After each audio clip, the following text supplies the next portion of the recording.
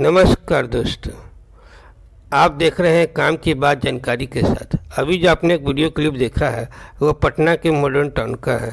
यह एक single mother है जिसे अचानक खबर मिला कि उसके बच्चे का एक एक्सीडेंट हो गया है और कपार फूट गया हुआ है।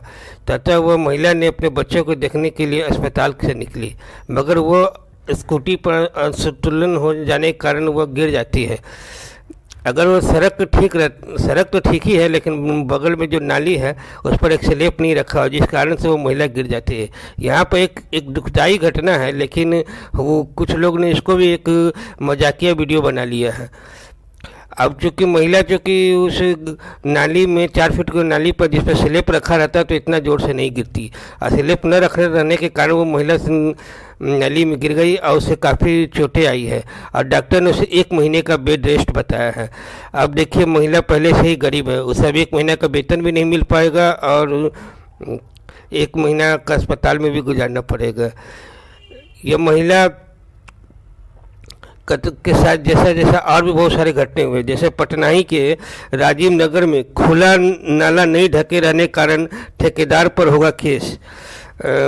खुले नाले में हुई मासूम बच्चे की मौत, डीएम ने दिए कार्यपालक अभियंता पर स्पष्टीकरण के आदेश और दोषियों पर कार्रवाई के निर्देश।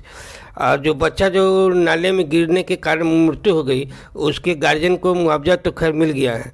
तो यहाँ पर कहना ये है कि भाई जो अभियंता है उसे सज़ा मिलेगा कि नहीं, तो सभी जानते हैं कि पिछले 60-70 सालों से सरकारी लापरवाही के कारण बहुत सारे आम आदमी की जान चली जाती है, मगर किसी को आज तक सज़ा होते हुए हम लोगों ने नहीं देखा है। सिर्फ कार्रवाई होते हुए ज़रूर सुनते हैं, लेकिन सज़ा की बात नहीं है। इसी तरह से समय गुजार दिया जाएगा। जो महिला जो नाली में गिर गई, खुले नाली में गिरने के कारण स्लैब नहीं रखा रहने के कारण जो महिला उसमें गिरी है, वो महिला सोनम गुप्ता भी हो सकती है, सोनम झा भी हो सकती है, सोनम पासवान भी हो सकता है।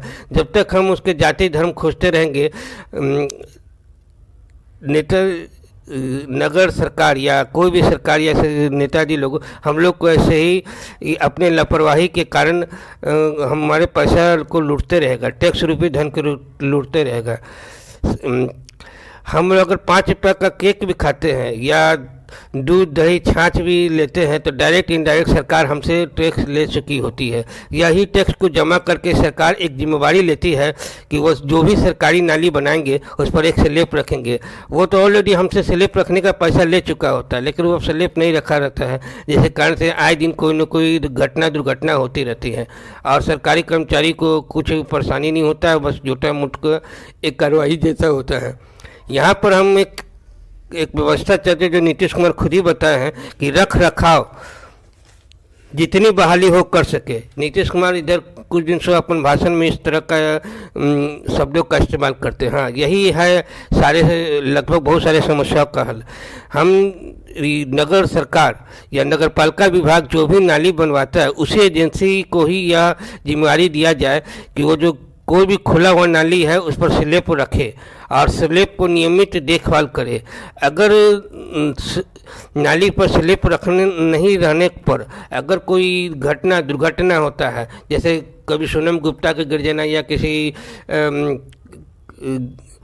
अफसोस यह के काल्पनिक नाम है या कोई भी हो सकता है,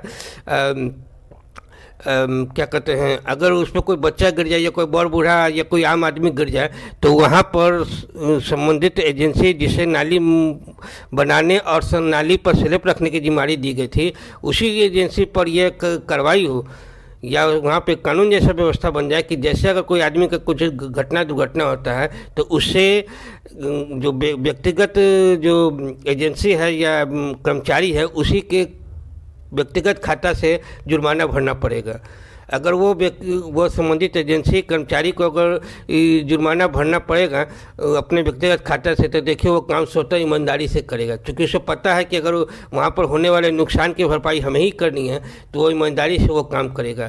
साथ में उसे मेंटेनेंस एजेंसी को या कर्मचारी को मेंटेनेंस के रूप में कुछ पैसा भी देना होगा और कर्मचारी को भी नियुक्त करना होगा। इस तरह से कुछ बेरोजगारों को रोजगार भी मिल जाएगा और अथी भी हो जाएगा। हम बड़े कार्रवाई के चक्कर में इंतज़ार करते रहे तो उन्हें कार्रवाई भी नहीं होता है और उसको और पैसा का बंदरबाट हो जाता है। यहाँ पर भविष्य में पैसा का बंदरबाट न हो, इसलिए यहाँ पर कोई भी नाला के ऊपर में नाला रख रखाव स्लैब योजना का एक रख रखाव मेंटेनेंस योजना साथ में सरकार को लागू करना चाहिए।